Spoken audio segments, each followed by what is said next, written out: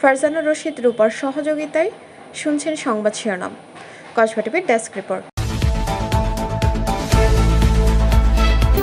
Kasba TV, হৃদয়ে বাংলা। এখন বিস্তারিত জানাচ্ছেন আফরোজা রশিদ হাসি।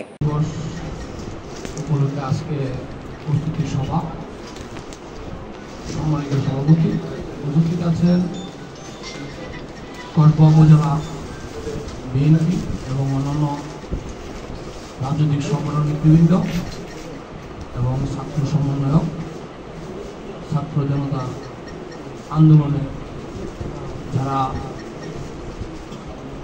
সামিল ছিলেন, সবাই প্রতি আমার সালাম, আসসালামু আলাইকুম। আসলে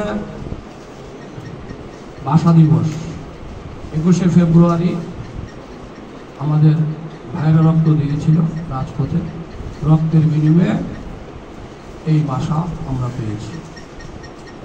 বিশ্বে কোনো দেশেই এই ইতিহাস নেই যে ভাষার জন্যে, মায়ের ভাষার জন্য রক্ত দিতে হয়েছে।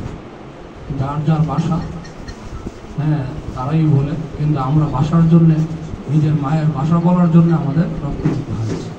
তেমনি করে আবার স্বাধীন হওয়ার জন্য রক্ত দিতে হয়েছে, আবার গণতন্ত্র পুনরুদ্ধার করার জন্য বারবার রক্ত দিতে হয়েছে।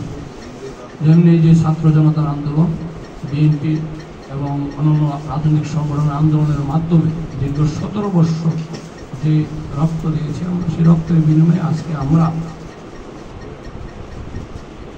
মুক্ত পরিবেশে সকল সংগঠনকে নিয়ে, সবাইকে নিয়ে আজকে কসবা উপজেলা বিএনপির পক্ষ থেকে আমি কয়েকটি কথা বলার সুযোগ পেয়েছি, যা 17 বছর আমরা এই সুযোগটুকু পাইনি। আমি সেই শহীদদেরকে স্মরণ করছি, যে শহীদের রক্তের বিনিময়ে আমরা আজকে এখানে বসতে পেরেছি। সুতরাং আমরা ভুলে গেলে চলবে না, যারা এই দেশের গণতন্ত্রকে লুণ্ঠিত করেছে, এই গণতন্ত্রকে নস্যাৎ করার চেষ্টা করেছে, তাদেরকে আমরা কখনো ক্ষমা করতে পারব না। যারা এই কাজটুকু করেছে, এই বাংলাদেশের মানুষ, সেই একটি সংগঠন, নিষিদ্ধ সংগঠন, সেই ছাত্রলীগ, এবং তাদেরকে 200 বছর মনে রাখবে, তাদেরকে কেউ ভুলবে না যেই কাজ এই দেশে তারা করে গেছে। আপনারা যারা পড়াশোনা ছিলেন, আপনারা কিন্তু ঠিকভাবে কাজকর্ম করতে পারেন না। আপনারা আমাদেরকে অনেক সময় বলেছেন যে একদিন আসবে সময়, অপেক্ষা করুন।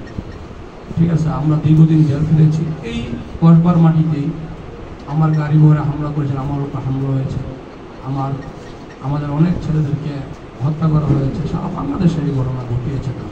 শুধু আপনাদের কাছে অনুরোধ, এই শহীদ মিনারে ফুল দিতে এসো, আমরা হামলার শিকার হয়েছি। আমি প্রশাসনকে অনুরোধ করবো যে ছাত্রলীগ সংগঠন, নিষিদ্ধ সংগঠনের লোকেরা যাতে তৎপর থাকুন, তারা এখনও এলাকাতে ঘোরাফেরা করতেছে, তারা যেন শহীদ মিনারে ফুল দিতে না পারে, না আসতে পারে। আমি আপনাদের কাছে আরেকটি অনুরোধ, দেখেন, আমরা রাজনৈতিক সংগঠন, আমরা দেশের গণতন্ত্র রক্ষা করার জন্য আমরা সবসময় প্রস্তুত আছি। আমরা সরকারে থাকতে হবে, সরকারের কাজ করতে হবে, এটা আসলে আমাদের বড় কথা। দেশের গণতন্ত্র ঠিক থাকতে হবে এবং এই দেশের মানুষ যেন ঠিকভাবে থাকতে পারে, সবাই যেন দুমুঠো ভাত খেয়ে বাঁচতে পারে, এটাই আমাদের। আমরা, আপনারা জানেন, আমাদের একজন নেতা আছে, প্রিয় নেতা, আমাদের কবির আহমেদ ভূঁইয়া ভাই, উনিও কিন্তু গুম হয়েছিল, বিচার আমরা এখনও পাই। তো এমনি করে অনেক হত্যা হয়েছে, অনেক ছাত্র জনতাকে হত্যা করা হয়েছে।